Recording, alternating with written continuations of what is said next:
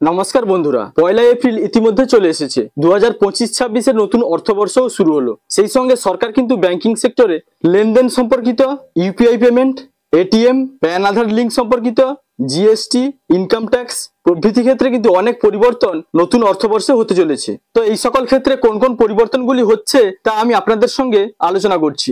না জানলে কিন্তু আপনি সমস্যায় পড়বেন। তো বন্ধুরা, ভিডিওটি শুরু করার আগে বলে রাখি, আপনি যদি চ্যানেলটিতে নতুন হন তাহলে সাবস্ক্রাইব করতে ভুলবেন না, যাতে ভবিষ্যতে ইনফরমেশন মিস না করেন। তো এবার আসি মেন টপিকে। তো বন্ধুরা, নতুন অর্থবর্ষে যে সকল পরিবর্তনগুলি হতে চলেছে তার মধ্যে একটি হলো 12 লক্ষ বার্ষিক আয়ের উপর কোনো আয়কর দিতে হবে না। 1 এপ্রিল 2025 থেকে ধারা 87A এর অধীনে কর রেয়াত 25,000 টাকা থেকে বাড়িয়ে 60,000 টাকা করা হয়েছে। এই রেয়াতটি 12 লক্ষ টাকা পর্যন্ত করমুক্ত আয়ের অনুমতি দেয়।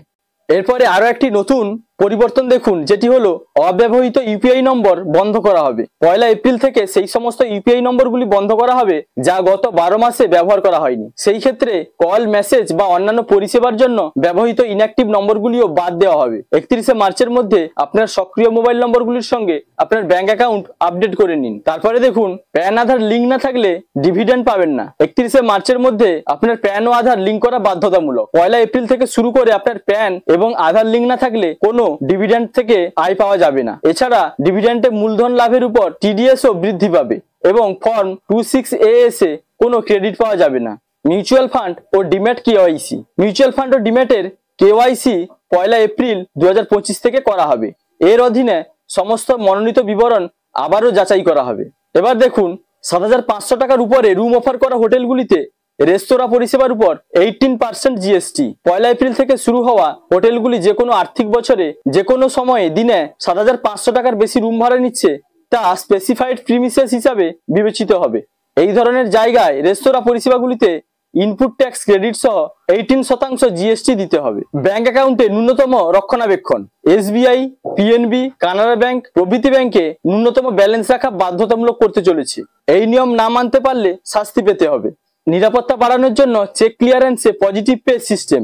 লেনদেনে নিরাপত্তা জোরদার করার জন্য ও জালিয়াতি প্রতিরোধে পজিটিভ পে সিস্টেম ঘোষণা করা হয়েছে। এই পদ্ধতির মাধ্যমে চেকে 50,000 টাকার উপরে যে কোনো টাকা দেওয়ার জন্য অ্যাকাউন্ট হোল্ডারকে তাদের ব্যাংকের সঙ্গে চেকের নম্বর, তারিখ, পরিমাণ ও প্রাপকের নাম সহ ইলেকট্রনিক ভাবে মূল বিবরণ শেয়ার করতে হবে। পেমেন্ট করার আগে ব্যাংক এই বিবরণগুলি যাচাই করবে। প্রায়োরিটি সেক্টর লেন্ডিং বা ঋণ।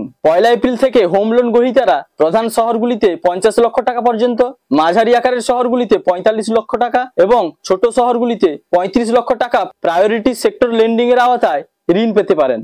টিডিএস থ্রেশহোল্ড বৃদ্ধি। 1 এপ্রিল থেকে বিভিন্ন বিভাগের জন্য টিডিএস থ্রেশহোল্ড বাড়ানো হয়েছে। প্রবীণ নাগরিকদের জন্য সুদের আয়ের টিডিএস সীমা বেড়ে দাঁড়াবে 1 লক্ষ টাকা। তো বন্ধুরা, আশা করি নতুন অর্থবর্ষে কি কি পরিবর্তনগুলি আসতে চলেছে তা আপনারা এই ভিডিওর মাধ্যমে বুঝতে পারলেন।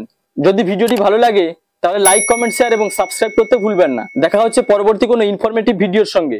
আপনারা ভালো থাকবেন, সুস্থ থাকবেন। Thank you.